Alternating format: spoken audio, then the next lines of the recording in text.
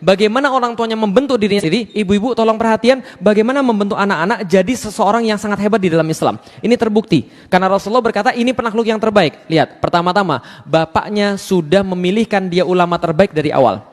Jadi bapaknya memilihkan dia ulama yang terbaik dari awal. Mohon maaf, kadang-kadang kita salah pikir tentang pendidikan. Kita pikir pendidikan tentang masalah gedung. Kita pikir pendidikan tentang masalah kurikulum. Bukan, pendidikan itu masalah orang. Bukan masalah gedung, bukan masalah kurikulum. Bisa difahami sampai di sini teman-teman sekalian. Lah kenapa? Jadi gini ceritanya. Teman-teman sekalian, kesalahan pandangan orang Indonesia, pendidikan adalah transfer of knowledge. Kalau pendidikan hanya transfer of knowledge, maka Google tahu lebih banyak daripada semua guru Anda. Teman-teman sekalian. Google tahu lebih banyak daripada semua profesor Anda. Tapi pendidikan di dalam Islam bukan transfer of knowledge saja, tapi transfer of karakter. Ahmad bin Hambal pas lagi ngisi pengajian, itu yang datang ribuan. Yang bawa catatan itu cuma 100 orang di depan saja yang bawa catatan. Tapi yang lain gak bawa catatan sama sekali. Cuma datang, duduk, melihat Ahmad bin Hambal. Belajar apa? Belajar adab.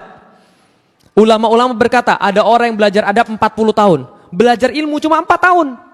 Ada yang belajar adab selama berapa lama? Belajar ilmu cuma sebentar saja. Lah kenapa? Karena kalau adab sudah dikuasai, karakter sudah dikuasai, ilmu gampang. Zaman sekarang banyak orang berilmu nggak beradab. Paham teman sekalian? Punya ilmu baru sedikit, ustadznya dikritik. Masya Allah. Sudah berani bilang ustadznya pasti masuk neraka. Masya Allah. Loh, antum belajar berapa banyak? Bisa dipahami teman sekalian? Nggak ada gunanya antum belajar ilmu kalau nggak ada adab. Maka Muhammad Al-Fatih pelajaran pertama dia adalah pelajaran adab. Gurunya yang pertama namanya Syekh Ahmad Al-Qurani. Seperti namanya dia mengajarkan Al-Quran. Karena dasar daripada semua pendidikan harus Al-Quran. Maka dia ajari Muhammad Al-Fatih Al-Quran. Tapi ketika syekhnya ini mengajar, ini anak kok bandel banget. Maka dia bilang sama bapaknya, mohon maaf Sultan, ya gimana Syekh? Saya boleh mendidik anak anda sesuai dengan cara saya? Oh silakan saja Syekh, gak ada masalah. Dipanggil Muhammad Al-Fatih, sini kamu nak, sini kamu Muhammad. Sudah dibawain satu kayu. Ketika datang tanpa ada alasan apa-apa, ini ada dipukul pakai kayu, jetar. Kayu dipukul, anak ini langsung mentalnya down. Mentalnya down semenjak saat itu dia langsung hormat pada gurunya. Paham teman sekalian? Dia langsung hormat pada gurunya. Hasilnya 8 tahun hatam Al-Quran. Hafal Al-Quran, hafiz 8 tahun. Itu karena dipukul gurunya. Ketika sudah gede Al-Fatih bilang, gara-gara pukulan itu saya jadi sayang sekarang. Kalau Syekh Ahmad gak pernah mukul saya, mungkin saya gak jadi seperti sekarang. Paham ya?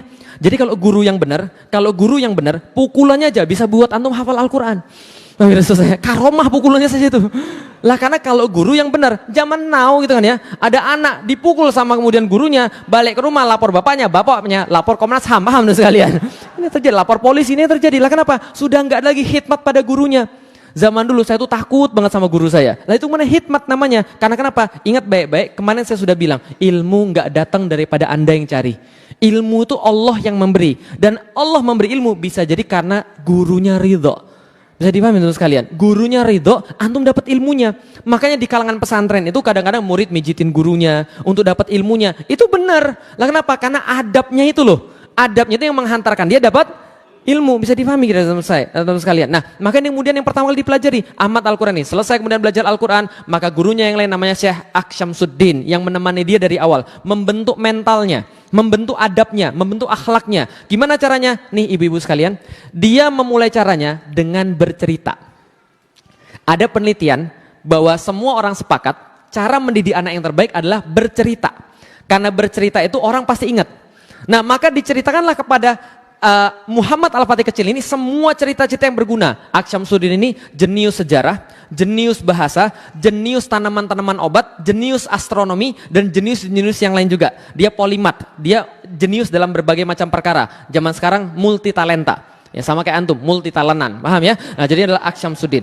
Aksyamsuddin kemudian mengajarkan pada Muhammad Al-Fatih seluruh kisah-kisah sejarah. Ini yang pertama, sejarah, cerita-cerita sejarah. Rasulullah Shallallahu Alaihi Wasallam diceritakan pada anak ini bagaimana kemudian akhlaknya, bagaimana kemudian berperangnya, bagaimana kemudian menyelesaikan masalahnya, bagaimana dengan para istrinya, sehingga anak ini muncul kemudian kecintaan pada Rasulullah dan meniru Rasulullah. Kisah-kisah para sahabat, kisah-kisah panglima-panglima besar di dalam Islam, semua diceritakan pada anak ini. Wajar umur 11 tahun anak ini bikin puisi tentang jihad. Jadi 11 tahun bikin puisi tentang jihad. Puisinya seperti apa? Baca di buku saya. Itu promosi, bukan iklan. Paham teman sekalian ya? Nah, 11 tahun dia buat puisi tentang jihad. Antum 11 tahun bikin surat cinta. Kasih ditolak naik tower BTS kan itu bunuh diri gitu. Ini Aksyamsuddin mendidik dia dan menjadi bermental satria. Muncullah anak ini bermental satria luar biasa dan luar biasa hebat. Nggak seperti anak zaman sekarang. Lihat, kesalahan kita di mana sih, Bu? Kenapa muncul banyak orang-orang yang nggak mutu di tengah-tengah kita ini? Karena kita salah cerita pada mereka. Sedangkan cerita itu yang paling penting. Ini saya kasih sedikit hasil penelitian di Inggris. Itu dicoba suatu penelitian, satu kelas dibagi dua. Sebelah sini sama sebelah sini dibedain. Sebelah sini diceritain tentang satu kisah, sebelah sini dipisah dulu. Diceritain kisah apa? Yang masyhur di Inggris itu adalah cerita seorang satria menyelamatkan putri dari seekor naga. Gitu kan ya? Diceritain, gini loh ceritanya. Ada putri diambil oleh naga. Satrianya datang melawan naganya. Ketika naganya datang kemudian dia lawan mati-matian, patah kaki dia, patah tangan, patah pedang. Setelah dia patah segala-galanya, dia patah hati juga. Lalu kemudian dia putus asa. Setelah putus asa, dia pulang. Nggak mungkin saya menang melawan naga. Yang satunya diceritakan, patah tulang, patah pedang, patah kaki. Dia berusaha sampai kemudian sebisanya. Akhirnya dia bisa membunuh naga, menyelamatkan putri. Ternyata apa terjadi? Ternyata setelah dites, mental orang yang diceritain bahwa pahlawannya kalah dan nyerah dibandingkan dengan mental orang yang kemudian diceritain pahlawannya menang. Itu yang di sini nggak mudah putus asa, yang di situ mudah putus asa. Paham teman sekalian? Itu sudah diteliti. Jadi cerita itu sangat berpengaruh. Nggak percaya? Lihat orang Indonesia. Salah cerita.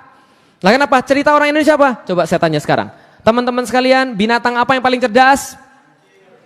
Binatang apa yang paling cerdas? Kenapa cerdas? Mencuri timun kan ya? Itu masalahnya. Kancil cerdas karena bisa mencuri timun kan gitu kan ya? Akhirnya muncullah dalam kepala Anda cerdas itu kalau bisa maling. Jadilah di Indonesia yang cerdas itu yang maling, yang petani yang susah. Paham teman-teman sekalian? Loh kok saya tahu petani susah? Saya kan IPB, paham teman sekalian? Saya tahu petani Indonesia kayak apa, kenapa? Ceritanya begitu. Apalagi ceritanya? Ceritanya lagi, ada cowok mesum, ngintip cewek mandi. Gitu kan ya? Ternyata ceweknya bidadari. Tahu kisah apa itu? Tahu kisah apa itu teman sekalian? Oh nggak pernah diceritain begitu lagi ya? Sian banget antum. Ada cowok mesum ngintip cewek mandi. Ternyata bidadari. Diambil kemudian selendang bidadarinya, nggak bisa terbang, dia ke kahyangan. Akhirnya ketika dia nggak bisa terbang, singkat cerita, dia kawin sama yang nyuri selendangnya. Pelajaran moralnya adik-adik sekalian, maling kawin sama bidadari. Paham antum? Paham sekalian? Ini terjadi di Indonesia. Parah, cerita-ceritanya parah. Apalagi kancil, lomba lari sama kura-kura. Yang menang siapa? Kura-kura. Lah kenapa? Karena kancilnya nabrak tiang listrik. Oh enggak gitu. Karena kancilnya tidur terus. Makanya muncul sebuah peribahasa, biar lambat asal selamat. Paham sekalian? Enggak pernah ada yang mikir cepat tapi selamat. Maunya lambat asal selamat, lambat asal selamat. Orang Indonesia pikirannya pendek. Yang diingat cuma lambat aja. Selamatnya enggak. Paham teman sekalian? Maka kerjaan orang Indonesia lambat terus. Jadi paham teman sekalian? Enggak ada cepat tapi selamat. Lah cerita-cerita itu jadi masalah. Bisa dipahami teman sekalian sampai di sini? Tapi cerita orang ini, Rasulullah, para sahabat, jihad, kesatrian, wajar kalau anak ini hebat. Lah kenapa? Ini loh patron di kepalanya itu loh. Jadi hati-hati kita ketika kita di Al-Fatih kita buat cerita-cerita yang herois. Mengangkat kisah-kisah sejarah. Supaya kenapa? Supaya anak kita bukan baca kemudian Spider-Man, bukan baca Kapten Amerika. Jadi paham teman sekalian? Lah kenapa? Karena itu merusak. Dia memang kuat tapi tidak soleh. Paham teman sekalian? Sedangkan yang kita mau cari adalah anak-anak yang soleh. Ini harus perhatian. Ceritanya ibu-ibu sekalian. Tolong di rumah punya sirah nabawiyah. Tolong di rumah punya sirah tentang para sahabat. Biar bisa cerita sama anak-anak. Jangan sampai anak-anak lebih tahu tentang superhero daripada tentang para sahabat. Ini penting karena ini mental. Jadi gini. Orang kalau mau berbuat sesuatu, dia akan cari referensi mental. Bisa dipahami ya? Dia akan cari referensi mental. Contohnya misalnya begini, antum ketemu satu musuh. Musuh itu menghina agama antum. Maju atau mundur? Contoh mentalnya siapa misalnya? Dia lebih gede daripada antum tapi terus gimana? Contoh mentalnya siapa? Daud, Pak. Daud itu bertemu dengan orang yang lebih gede, dia nggak mundur. Lah kenapa? Kalau mundur Yahudi dan aku bukan Yahudi. Aku adalah turunannya daripada para nabi, sama kayak itu. Aku lawan dia. Ini adalah benar referensi mental, bisa dipahami sekalian. Kalau nggak ada referensi mental, orang nggak akan bersifat kesatria. Maka pentingnya ini kemudian cerita-cerita pada anak-anak kita. Jangan ceritain yang bohong-bohong. Ceritain tentang orang-orang yang hebat, para sahabat, Rasul dan sebagainya. Paham sampai di sini teman sekalian? Oke.